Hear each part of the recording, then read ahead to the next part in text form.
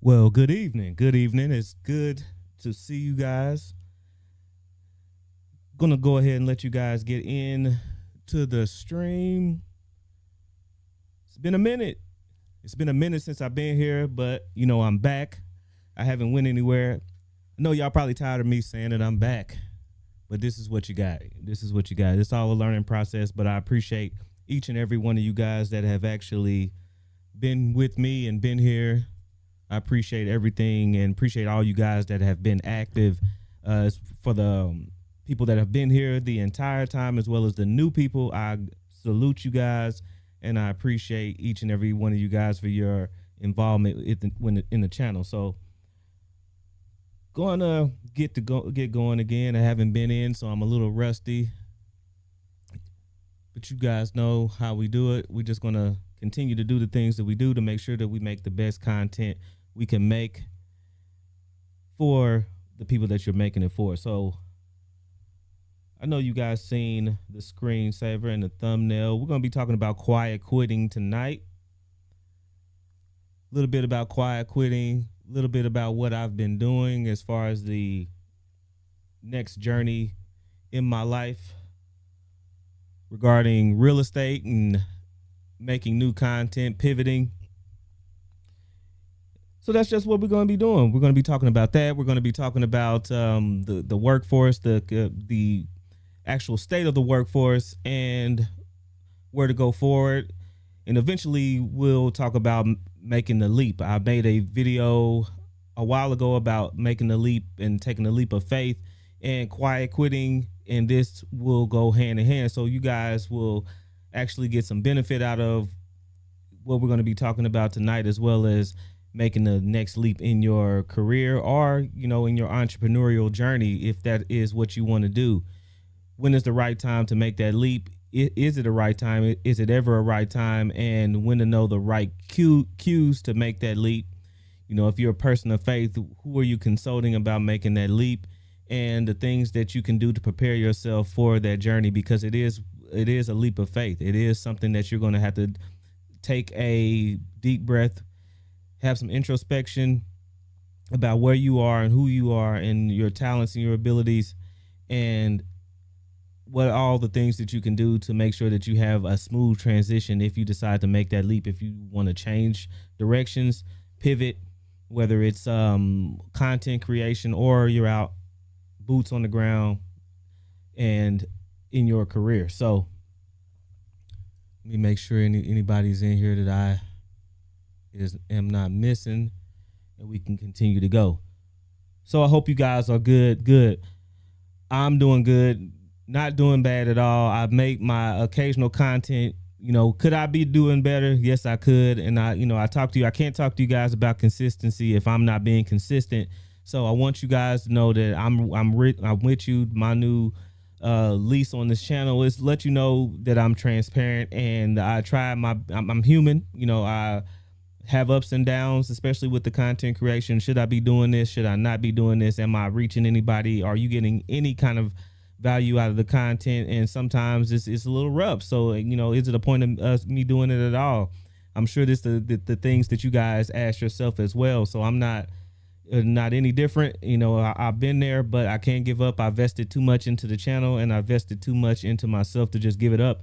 So that's what I'm doing. I'm here. I'm back to trying to be an example for you guys, and no time is good time. So I've said that to myself as well. Is when would be a good time for me to start? Is it when I have a full script out, when I have all the necessary things in my repertoire to make this the comeback or the new pivot good?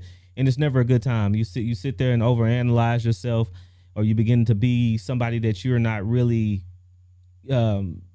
that you aren't really you. You end up being and doing things that's not really of yourself. And when you do that, you burn out quicker. You'll end up you'll lose the ability or the will to continue doing what you're doing if you're not completely transparent or completely yourself. So that's why I couldn't. I'm one of those people that think over and over again and really overthink and overanalyze what I'm doing. And you just gotta, if you are making content all the way down to your everyday life things. You cannot overthink. You just got to do, and that's why I'm here tonight, talking about quiet quitting. So this is a phenomenon that that's been talked about a lot lately. Quiet quitting. I think it came to a head during the COVID time, the pandemic. We had a bunch of people laid off. We had a lot of people furloughed and away from their jobs, and then on top of that, you had the people that were sick, and people began to really take advantage of being at home and really thinking to themselves, well, is this going to be the end of me? Is this going to be the end of or your family or yourself if you're taking care of yourself? And a lot of people found out that it wasn't. A lot of people found out that they can live on less than what they could live on or what they would thought that they could live on, and they ended up having a new lease on life. And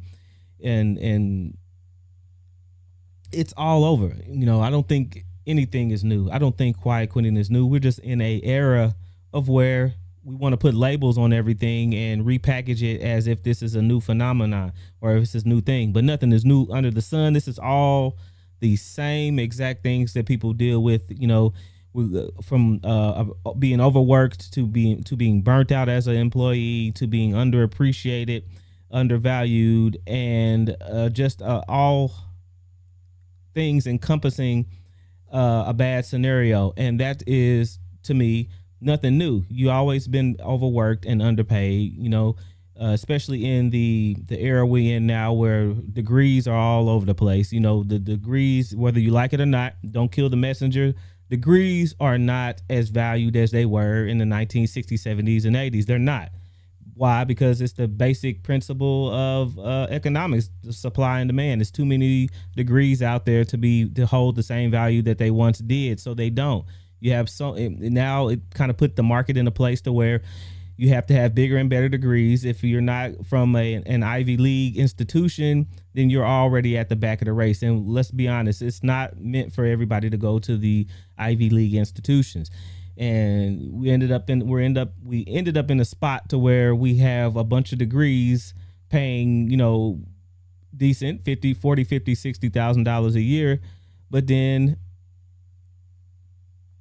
you have people that didn't have degrees that are making close to the same amount if they put in the time and the effort in to where they work. But I believe, and this is just me, I believe that there's a cap on how hard you can work as an employee and how far you can go up in that position to where you cap. And then what happens is they end up these employers really get used to you working in the fashion that you're working. They enjoy that you're a hard worker, and they enjoy the fact that they have somebody that they can depend on. And what happens is there's only so much raises or so many raises you can get. And then they know that you're going to put in the effort if you're a good worker, if you're a go-getter, and they know they can put more on you because they can count on you to get things done. And you end up getting overworked. And if you don't ask for raises, you won't get raises, and you believe that you will get raises because you're working with that same integrity and all that effort, and you would think that they appreciate you and give it to you without asking, but they won't. And if you do ask, it's never the amount that you want. And even if you get a master's degree, if you get a PhD, a lot of times you're going to end up overworked for the degrees that you have. I looked all over. I did some analyzing. I looked at positions all over the place in the area that I work with, and I seen master's degrees, fields that require master's degrees, and with a top out salary of $70,000. Now, who goes to school for all those years? Who goes to college? Who goes to these institutions to just make $70,000? You have people working at Burger King, people working at these fast food restaurants that are making $15, $19, $20 an hour. So it's just an appreciation thing going to mix with a inflation, mixed with a corporate restructuring to have us come to a spot to where we are. And it's a shame, but when you mix those things with the information era, with us having computers in our pockets who have access to all these numbers, all these statistics, to know how much we are really worth as employees, it makes it harder for the employer to to get over on the employee like they used to maximize the profit or maximize the output, because you are the output that they get. They input into you, and they expect you to give the output. They want to maximize that output, and it makes it harder for them to maximize when we have all this information at our fingertips and can say, no, we don't. The national average is XYZ. You're paying me XYZ. I'm working 50, 60, 70 hours a week. No, I can go somewhere else and make what I'm making now. And that's what's happening. I believe that people are privy to what's going on out here. So they know that they don't have to work the way they want to work, but they need a job. In the end of the day, you still need to pay bills. You still got to pay bills. You can't get away from paying bills. So what do? Instead of coming in there being a go-getter, instead of coming in there putting in 110%, they put in 80, 90, percent, sometimes 100. Do the bare minimum. They're not going to go over that. They're just going to do just enough to keep them in the position that they're in. And part of this is my belief that I'm going to back up and tell you that I'm from a generation. I'm one of the last people, I believe, the generation that actually worked from the beginning on the floor in the trenches in the company and working myself all the way up to the position I'm in today. So I get to see really how things were, and it's not just one company; it's all companies. It's Walmart. It's all of them. It's JC Penney, but they are all doing the same thing. It was when they were smaller. In times in the past, the corporate structure was if everyone was a family. A lot of people were family. We have the raises and the actual bonuses were giving, and slowly things and benefits were taken away, and the employers instead of kind of adapting to that, they just took it away and expected their employees to just be happy that they had the positions that they have now because they're not making minimum wage. And some people take that, some people will take it. I believe it comes up to two people. There's two kinds of people. They're the kind of people that are going to will let you run them into the ground until they finally can't take it anymore and they explode and they quit. Or you have the people that turn into quiet quitters and not going to let you destroy them, and they're just going to do the bare minimum until you either get rid of them or you phase their jobs out. It happens. It happens, and it's not new. Just like I said, it's not new. It's nothing new. I don't think this thing is new, and the term quiet quitting is just a buzzword to make this seem like there's something that is new, but it's not new.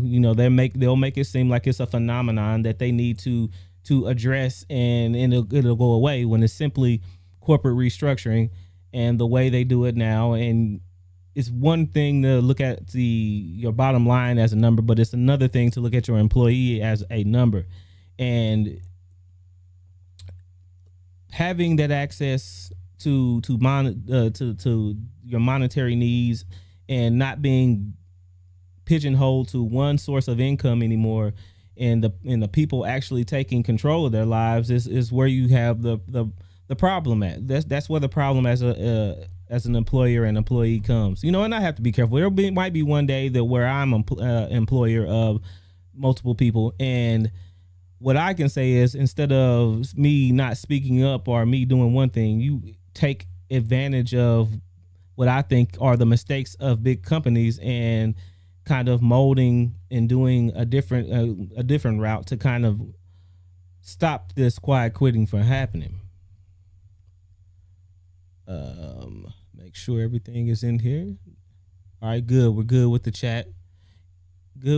So I appreciate it. Again. 17 minutes, and my thoughts are pretty solid. But we're gonna look at this video right here, and we're gonna look at this clip of Dr. Phil, and they're gonna be talking about quiet quitting, and we're gonna look into it, and we're gonna kind of see what we think about this video.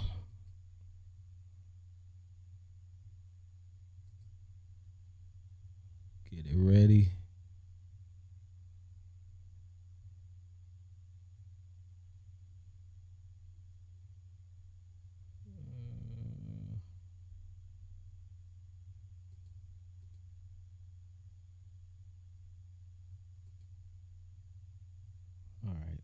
Finally.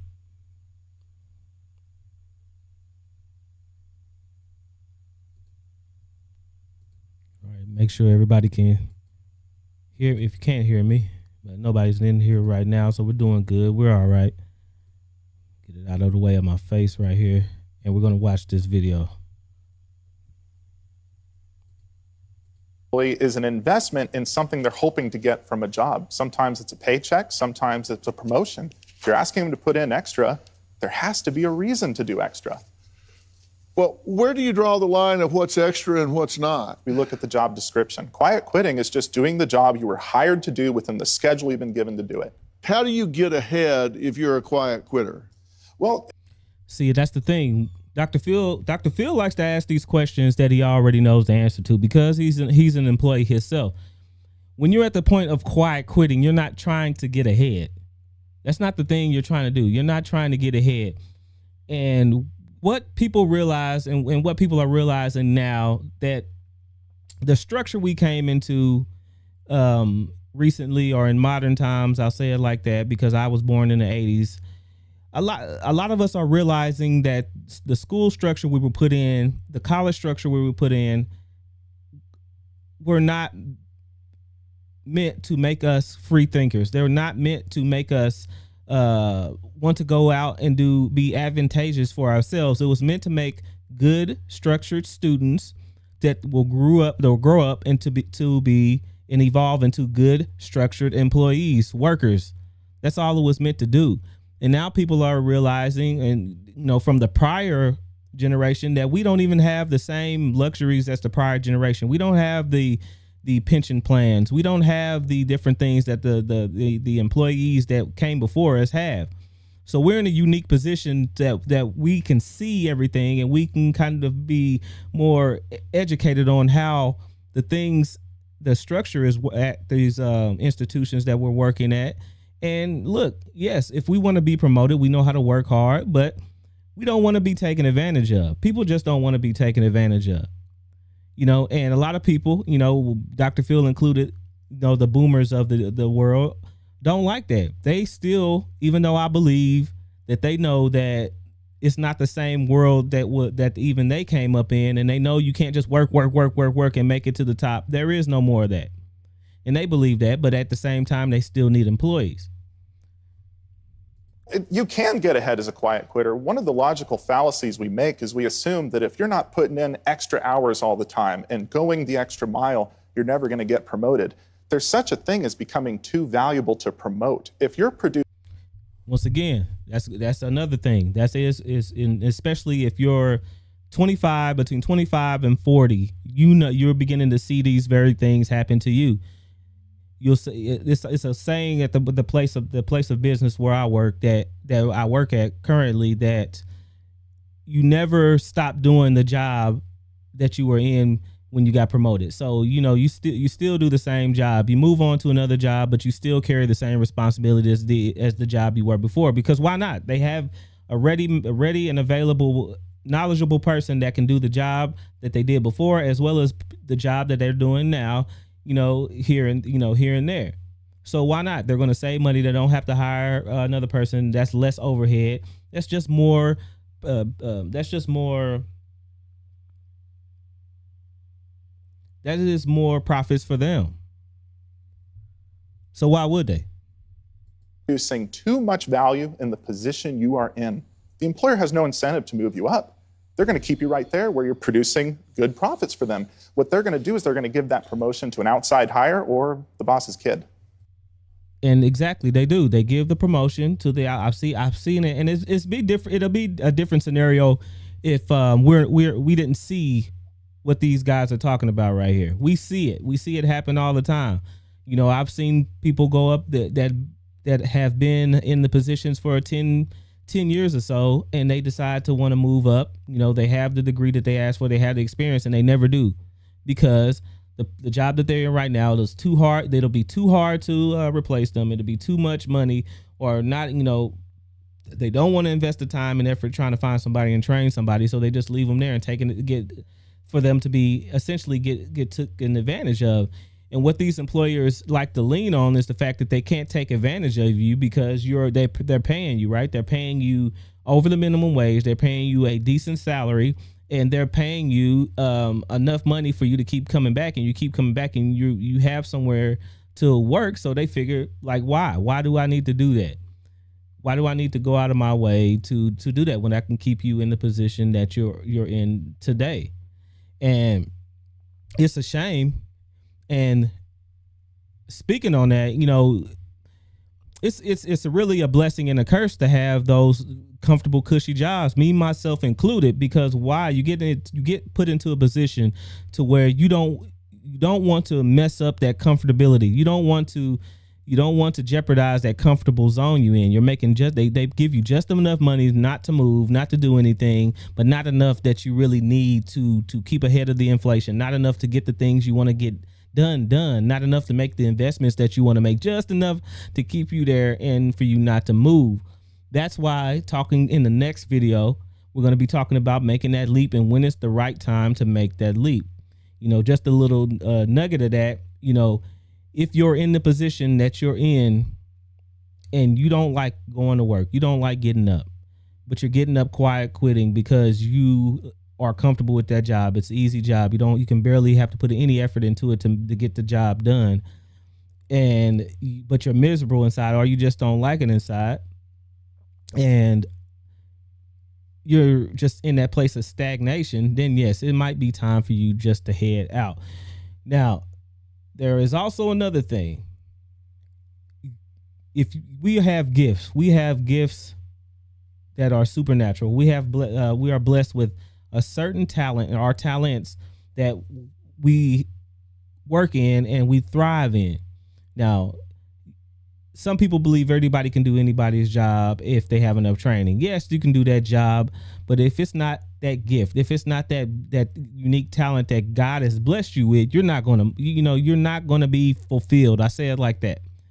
There are things that you can do. There are things that innately are in you that make you happy, that make your life joyful. Which is why I wanted to go into real estate. Yes, I want to eventually get into investing, but I love making things new. I love the construction part of it. I love the home showing. I love things becoming or old things that are old get get renovated and become new.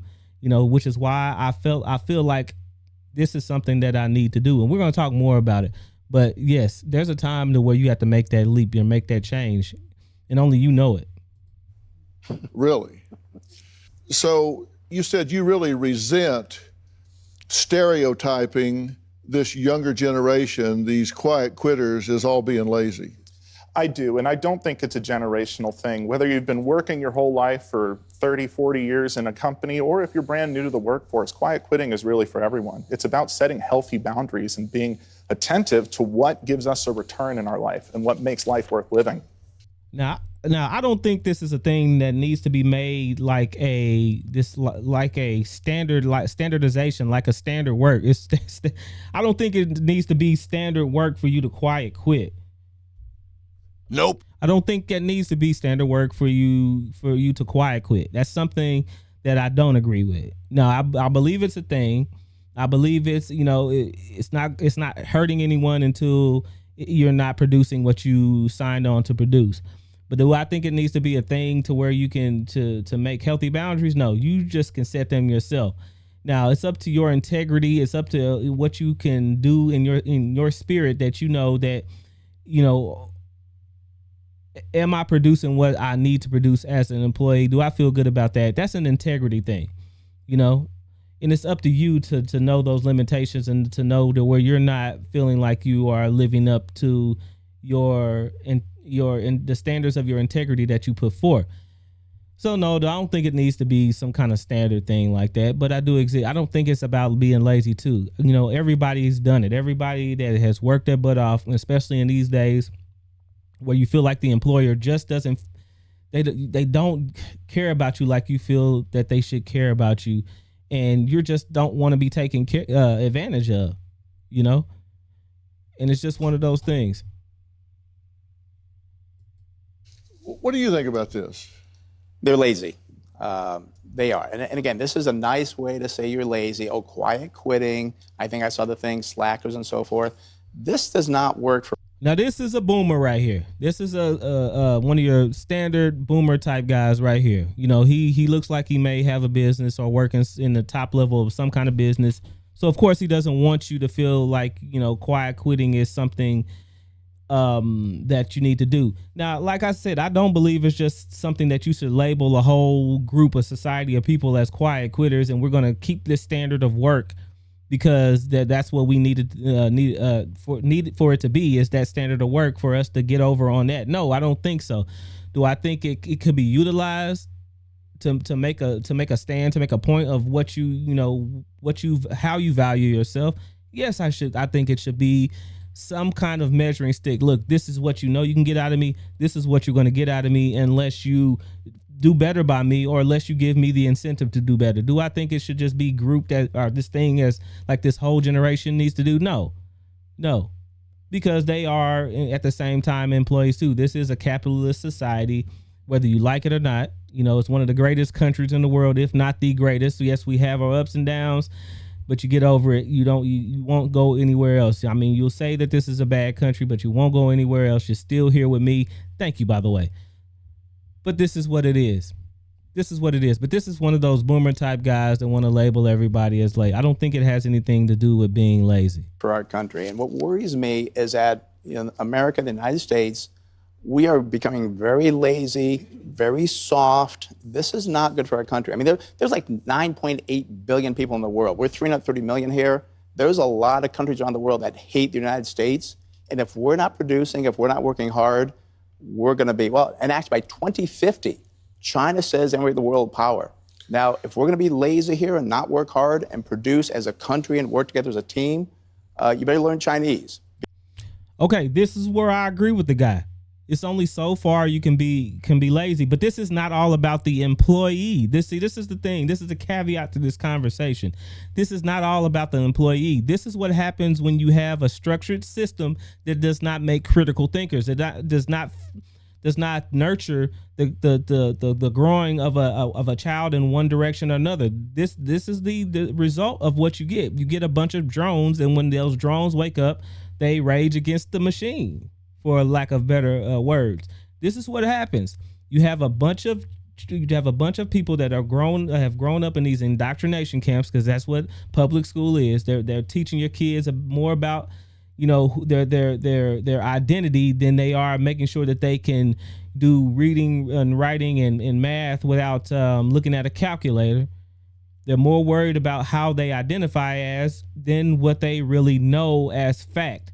So this is what that's what the problem is. It's not about them being lazy. And this is where the companies take advantage of the people and say that you're lazy and nothing else.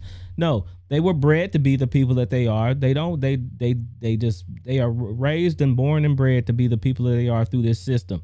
Now you got to deal with what you got now. You have a bunch of kids that grew up, Gen Zs grew up with the phones in their hands, and they know you're not going to be able just to drag them along any kind of way. But it's really something.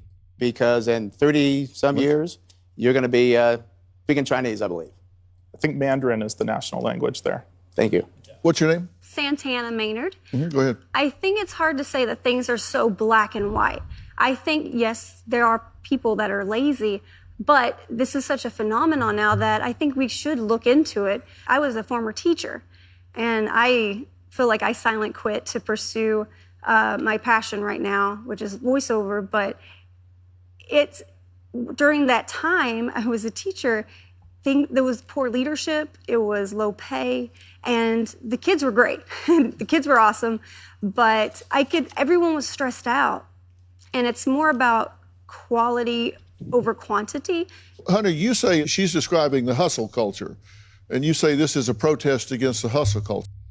Now, what she's saying is realistically is what most people do. You know, most people do quiet quit when they put their 2 weeks notice in. They do the bare minimum, and to make sure that they have money in their pockets during the transition. That should be the time to where you really start to, if you have to or want to, that'll be the time that you quiet quit, is when you're in transition, when you're finna move, and you know that I'm only going to do what I need to do to make sure that my transition is smooth.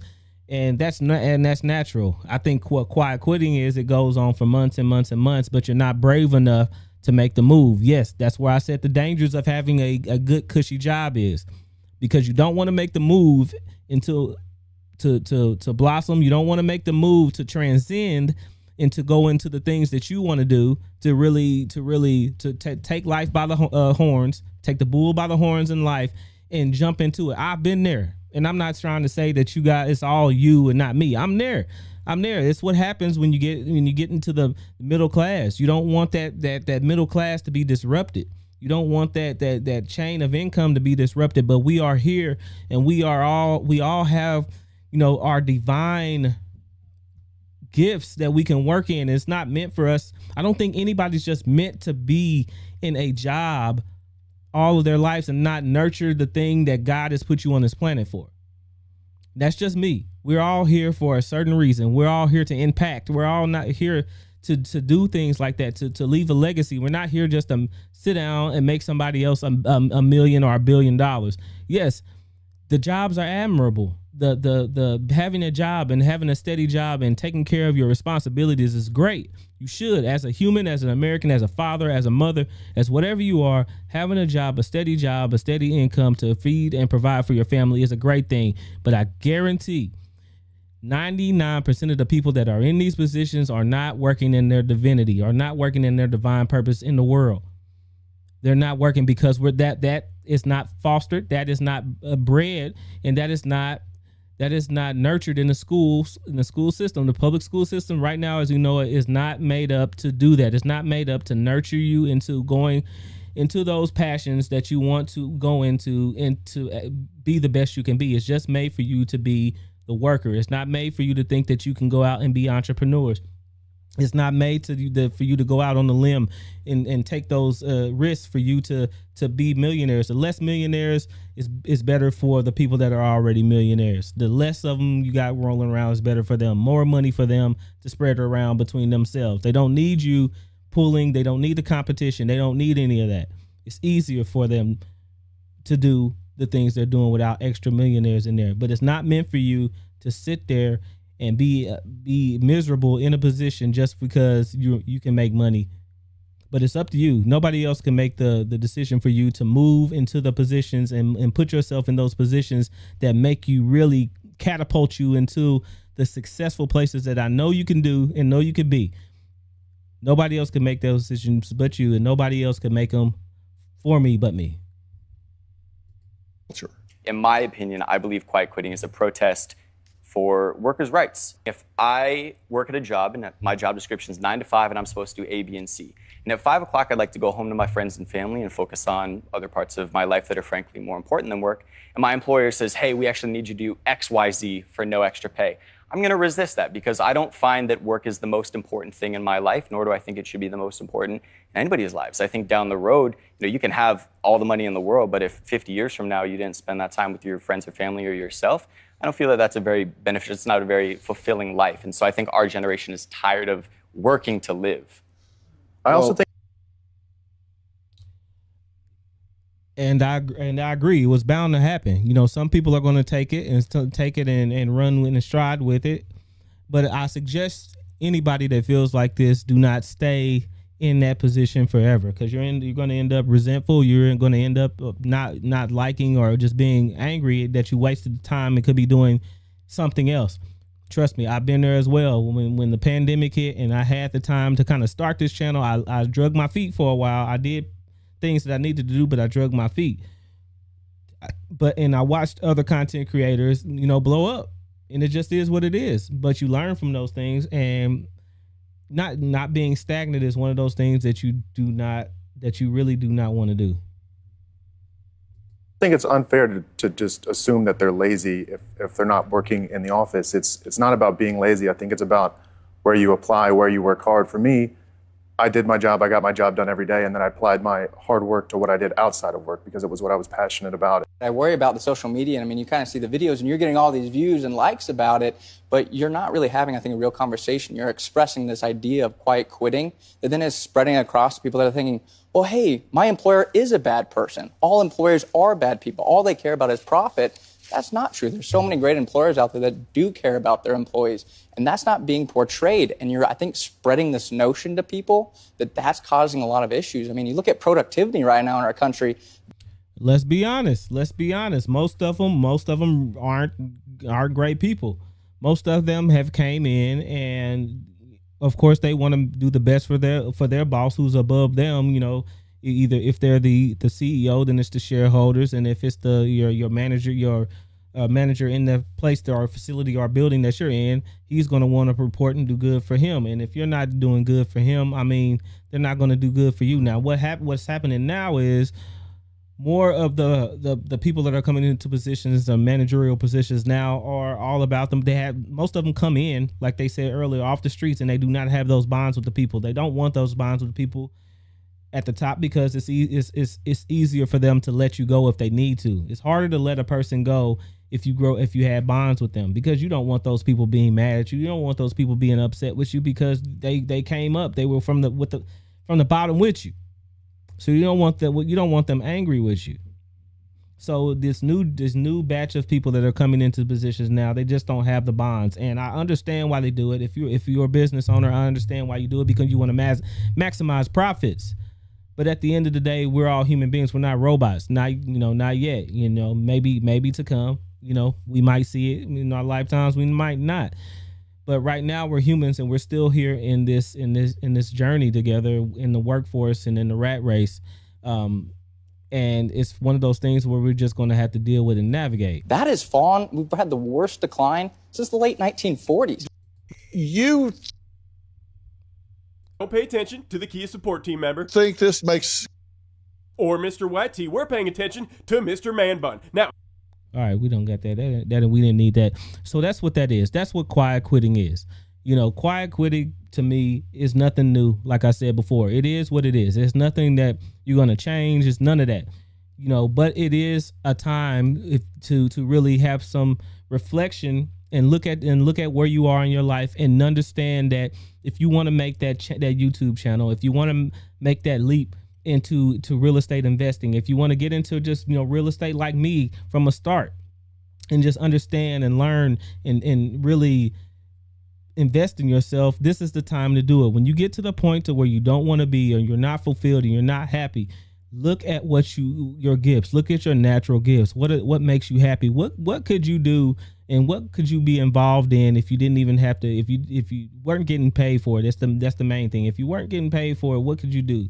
Could you sit there and really look at decorating it? Could you get there and could you really paint, or could you just sit all day and then look at scientific things or geometry or woodworking? What are those things that you can do all day long? Those are the blessings and the gifts that you actually have that are supernatural, and your life would be exponentially better if you lived in that purpose. And that's the message I want to give to you now. I know we had all kind of content come through my channel, and that's just what it is. It's a part of growth, and understanding that growth and knowing that things have to change, and not being afraid of change.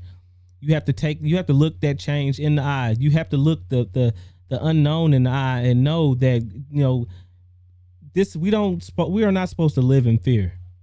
Yes, you can be a little scared. Yes, you can be a little scared of the unknown, but you're not supposed to live in fear, because you are supposed to know that God will have you, number one, from beginning to the end, if you do the right things that you need to do, and you're not out there acting willy-nilly, and you're out there just being the person that you really need to be, and you're living in that truth, and you're living in a purpose. You are going to be the person that you're going to need to be. You're not going to be in a position or put you in a position that it's going to destroy you. Yes, it might be some hard times. It is going to be some hard times. There are going to be learning curves. There are going to be times that you don't come on top.